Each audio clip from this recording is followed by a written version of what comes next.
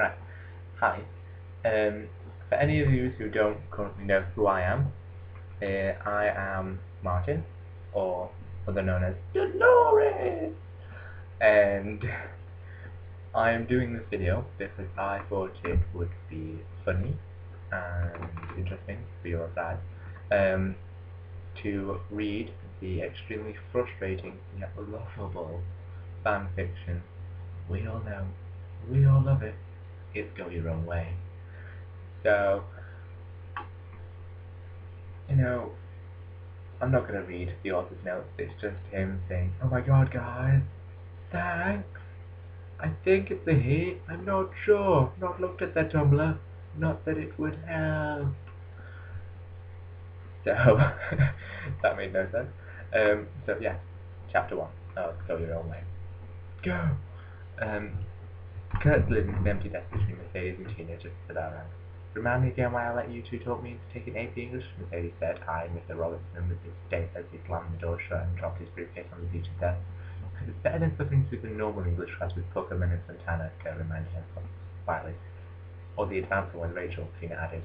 Kurt nodded as he pulled a notebook out and moved back. "Gleeful alone is too much time spending outside of it." "So did you see the new guy?" Mercedes whispered excitedly. Up front, Mr. Robertson called for silence, glaring at three of them in particular.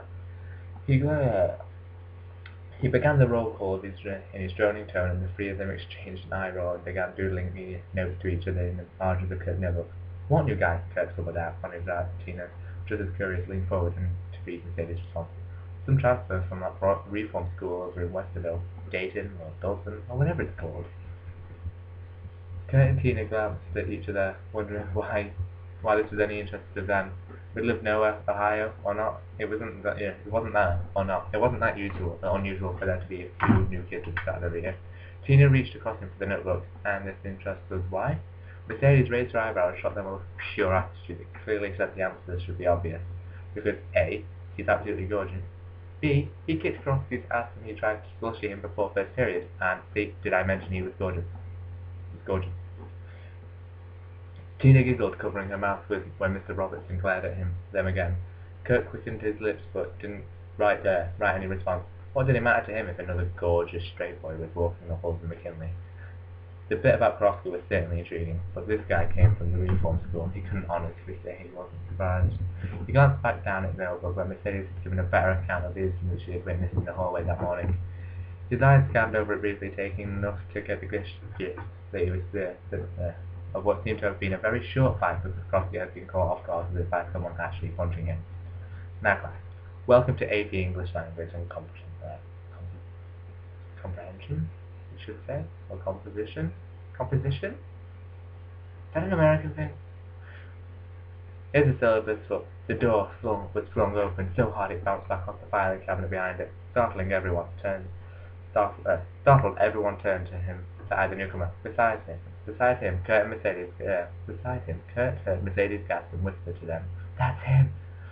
One thing was certain about Mercedes' description, Kurt thought, as he felt part of his brain short-circuit. He was gorgeous, breathtakingly handsome. Really, Kurt decided as he stared at the boy in his dark, tight jeans, white V-neck shirt, and black leather jacket, dark, short pillows hung around his ears. His skin was slightly tanned as he had smothering hazel green eyes that were staring right at him. Blushing furiously, Kurt jerked his gaze away and stared at the notebook on the desk. He missed the coffee smoke that tugged at the boy's mouth as he strutted up to Mr. Robertson and tossed his note on his desk. Without a word, he walked to the back of the room, everyone watching him and whispering about the five familiar, and took a vacant seat right behind Kurt. "Yes," Mr. Robertson said, eyeing the note through his glasses. "Everyone, we have a new student, Blaine Anderson. Right, let's pass out the syllabus." With a few hot glances behind them, Tina grabbed the notebook again and scribbled out, "Oh my god, he's so hot." Mercedes practically squealed as they both dissolved into silent giggles. The boy in front of Kurt passed him the syllabus, and Kurt sorted out three for them before turning to hand it back, only to come face to face with Blaine. Not the usual face to face with these guys, but literally only a sphere. Literally, his face was 6 inches away from Kurt. He was so close to Kurt he could smell the spicy, masculine scent mixed with peppermint and a hint of cigarette smoke. Could see the four piercings in his right ear and the industrial one on his left. and the small silver hoop looped to the edge of his eyebrow. Why the eyebrow? He gulped audibly, hating himself that this boy was being so irresistibly attractive. Blaine smirked broadly as he took the last syllabus from his trembling fingers, his hazel green eyes staring at him hungrily. Thanks, Dave. This time, Mercedes really did squeal. Tina did too, because holy hell, even the guy's voice was sexy. We know. Kurt cleared his throat and tried to respond with a friendly "You're welcome," but he just ended up staring and mouthing wordlessly. If he didn't know any better, he would swear this guy was flirting with him. He turned back towards the front, attempting to refocus on what Mr. Robertson was saying. It was incredibly difficult with Mercedes and Tina giggling and writing furiously notes on each other in his notebooks, eventually deciding among the fresh baby giggles that Blaine's voice was like sex. It is. The battle for his attention was completely screwed when something heavy dropped onto the book rack under his chair. He stiffened but tried vainly to at least appear focused on whatever it was supposed to be listening to. And then the boot-clad foot slid over to the side and started rubbing up and down his car. Kurt gasped loudly, jumping slightly. Several people around him turned to look, and Mercedes and Tina both stared.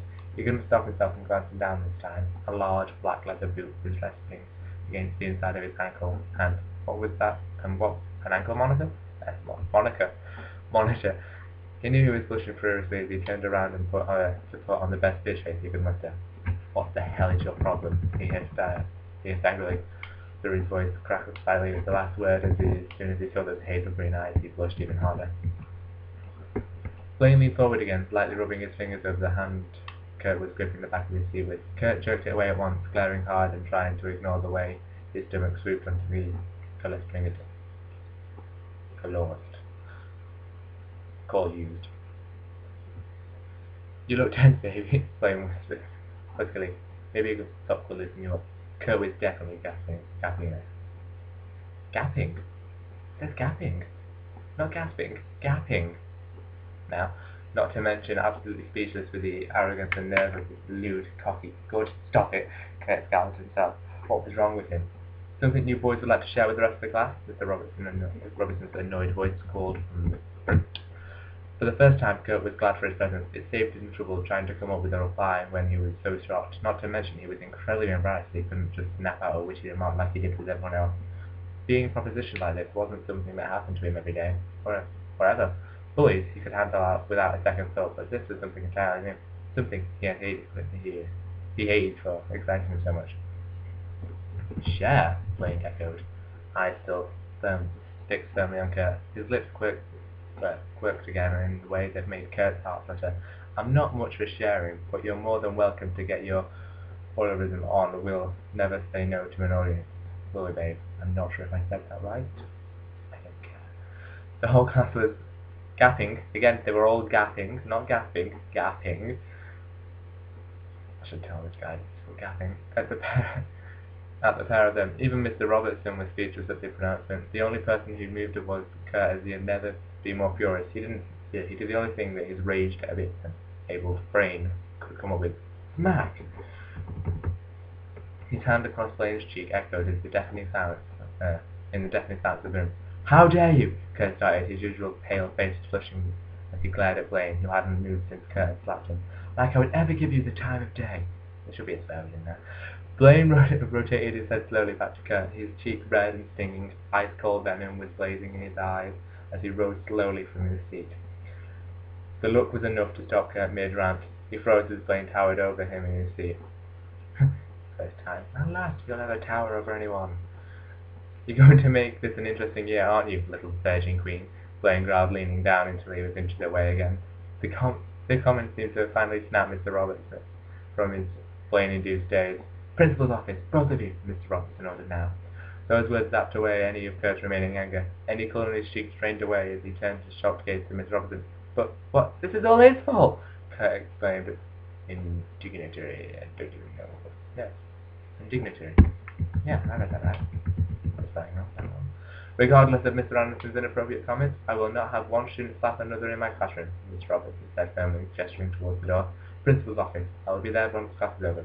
Blaine's face morphed back into the perfect cocky smile again as he grabbed his bag, headed towards the door. He stopped with his hand on the doorknob and turned back to flash Kurt a dazzling lustful grin.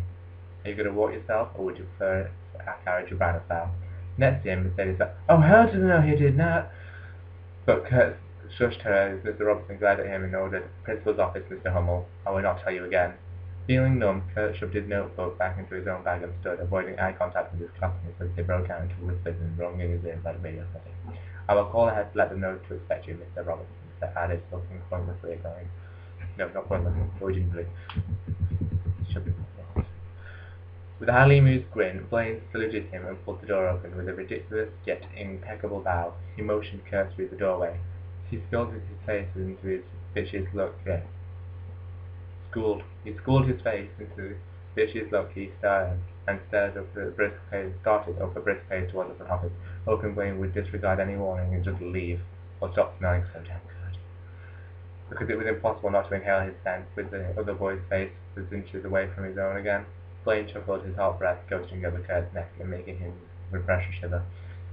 "We make quite a good team, Hummel. I almost thought I'd have to sit through the entire class. We make nothing together," Kurt snapped. Then he realized how open-ended his last self-statement and cursed himself. Blaine had already shown himself to be quicker than that dog's name, who I don't know, and Krofsky. Blaine grinned slyly up at him, stepping in front of him and making him into a halt. "We could make something." His eyes darkened as he continued, his voice dropping to a growl. "I could think of a very specific thing I'd love to make with you."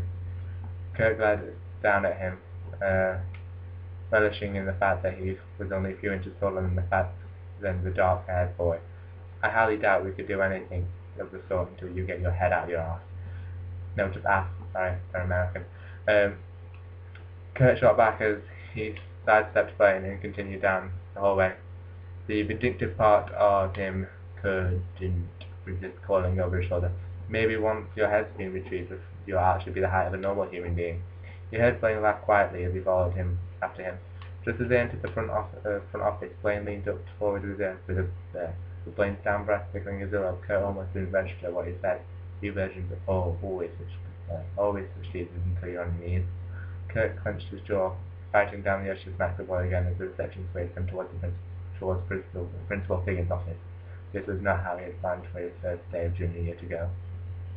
That was the end of chapter 1. I think I hooked up a couple of times, but I'm sure you all can find that it's going to be another 3 cherries. And yeah, so chapter 1, do chapter 2 if you want, but I'm just gonna leave this here now. Bye! It didn't stop.